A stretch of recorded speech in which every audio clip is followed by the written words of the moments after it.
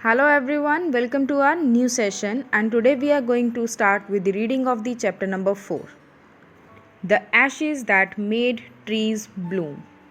And I believe that after the summary, the reading of the chapter is going to be a piece of cake for us. So let's start. Before you read, this is a story about an honest and hardworking old couple and their pet dog. The neighbors are troublesome and the dog dies a sad death. So troublesome is someone who creates problem for others. The spirit of the dog gives solace and support to his master in unexpected ways. So this story is about a couple and their pet dog who was killed by their neighbors, as we have discussed in summary. So let's start the reading. In the good old days of the daimyos, there lived an old couple whose only pet was a little dog. Having no children, they loved it as though it were a baby. The old dame made it a cushion of blue crepe, and at mealtime Muko, for that was its name, would sit on it as snug as any cat. So the time was of daimyos. Daimyos are the wealthy landowners of that time. And the old couple had no baby, so they had a pet whom they loved as their own child. The old lady made a cushion of a blue crepe, and Muko was the name of the pet, sit on the cushion while they feed him.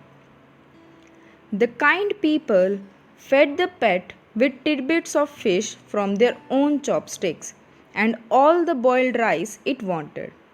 Thus treated, the dumb creature loved its protectors like a being with a soul, and they gave it tidbits of fish. Tidbits means small and soft pieces of food. Next, the old man, being a rice farmer, went daily with hoe or spade into the fields, working hard from morning until Otento Sama, means as the sun is called. So Otento Sama is sun, had gone down behind the hills. So that farmer was old and very hard working, and he works from morning till sunrise. Every day the dog followed him to work, never once harming the white heron that walked in the footsteps of the old man to pick up the worms. So every day that pet follows the farmer, and heron is the type of a bird. And heron is the type of the bird. For the old fellow was patient and kind to everything that had life, and often turned up a sod on purpose to give food to the birds. So he was very kind and very patient, so he also gave food to all the living creatures on this earth. One day the dog came running to him, putting his paws against his legs and motioning with his head to some spot behind. The old man at first thought his pet was only playing and did not mind it. But the dog kept on whinnying and running to and fro for some minutes. Then the old man followed the dog a few yards to a place where the animal began a lively scratching. Now, if you have a pet, you must have noticed that sometimes the pet keeps on revolving or playing in our legs. But sometimes they drag us to a point if they want to tell us something. So this same happened here. When the farmer went with the dog started scratching, and the farmer thought that there must be a bone or a fish. So thinking it was possibly a buried bone or bit of fish, the old man struck his hoe in the earth, when a pile of gold gleamed before him. What did he find? He found a pile of gold. So here you can see the picture that when he used his spade to dug the land, he found a pile of gold.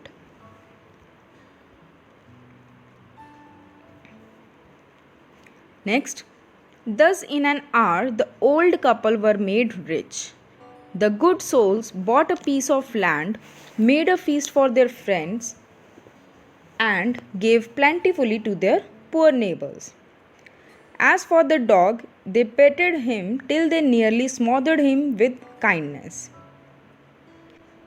Now, when the farmer found the pile of gold, and the couple became rich. So they arranged a very big feast for their neighbors and also helped them and give them plentiful because they were also poor. So you can see that how generous they were.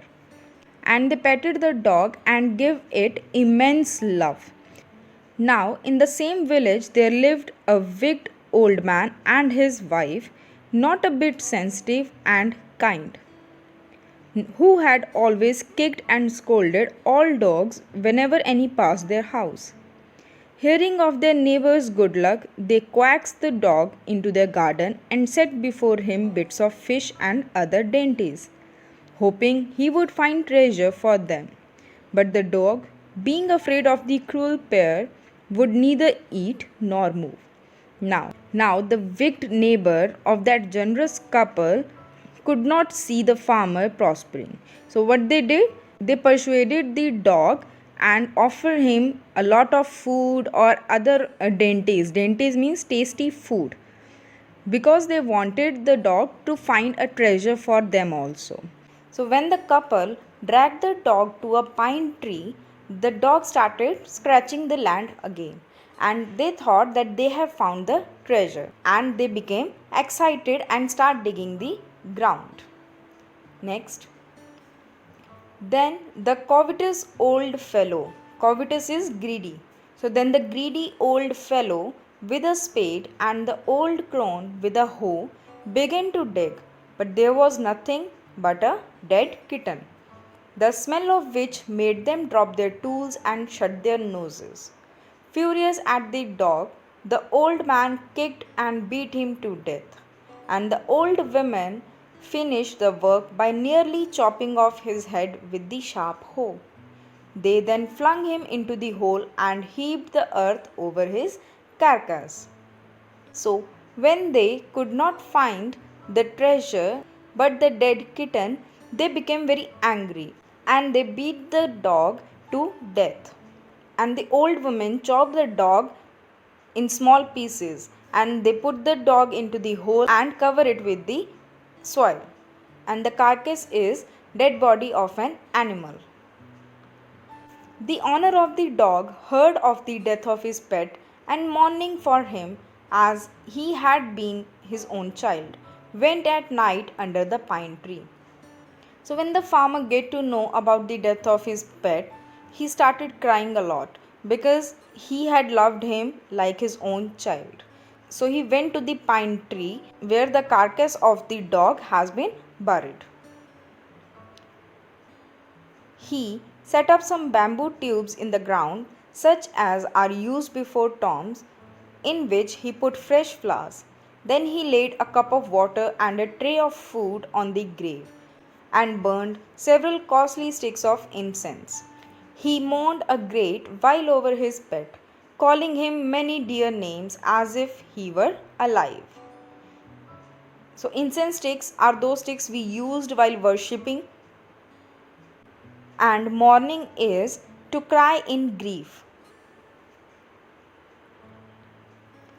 That night the spirit of the dog appeared to him in a dream and said, "Cut down the pine tree over my grave and make from it a mortar for your rice pastry and a mill for your bean sauce." So that night that dog came into the dream of the farmer and gave him this advice to make a mill out of that pine tree, and the pine tree was over his grave. So the old man chopped down the tree and cut out of the middle of the trunk a section about 2 feet long. With great labor, partly by fire, partly by the chisel, he scraped out a hollow place as big as a small bowl. He then made a long-handled hammer of wood, such as is used for pounding rice. Pounding is crushing or grinding. When New Year's time drew near, he wished to make some rice pastry. When the rice was all boiled, Granny put it into the mortar. The old man lifted his hammer to pound the mass into dough, and the blows fell heavy and fast till the pastry was all ready for baking. So they just used that mill. Suddenly, the whole mass turned into a heap of gold coins. Now what happened? Instead of making pastry, that mill started making gold. So they have a heap of gold coins once again. When the old women took the hand mill and filling it with beans began to grind, the gold dropped like rain. And from the mill also, when they started to grind beans, the gold dropped. So they have a lot of gold with them, and once again they have become rich. Meanwhile, the envious neighbor peeped in at the window when the boiled beans were being ground. And that envious is jealous. That wicked neighbor peep in the window. Now, peep in is to look slyly, means to look secretly. And he saw what the neighbor saw, that the mill is producing gold. Okay, next. Goody me, cried the old hag, as she saw each dripping of sauce turning into yellow gold, until in a few minutes the tub under the mill was full of shining mass of gold. And they had a tub which was filled of gold. So the old couple were rich again. The next day, the stingy and wicked neighbor came and borrowed the mortar and magic mill. They filled one with boiled rice and the other with beans. Then the old man began to pound and the women to grind. But at the first blow and turn, the pastry and sauce turned into a foul mass of worms. Still more angry at this, they chopped the mill into pieces to use as firewood. Now that old couple wanted to copy that and produce gold. So what they did, they went there and bring that mill to their home so that they can also produce that. So when they started pounding the rice and grinding the bean, what happened? It became full of worms. And then they just chopped the mill into small pieces and started using it as a firewood. So this was the first part of the story, and now it's a time for comprehension check, that what you have read has understood or not. So the first question is, why did the neighbors kill the dog? Why did they do this? Because they wanted the dog to find treasure for them, but instead what they get a dead body of a kitten which had a very bad smell. So they get angry and killed the dog. Next is, mark the right item. The old farmer and his wife loved the dog. Why? So the B answer, as if it was their own baby.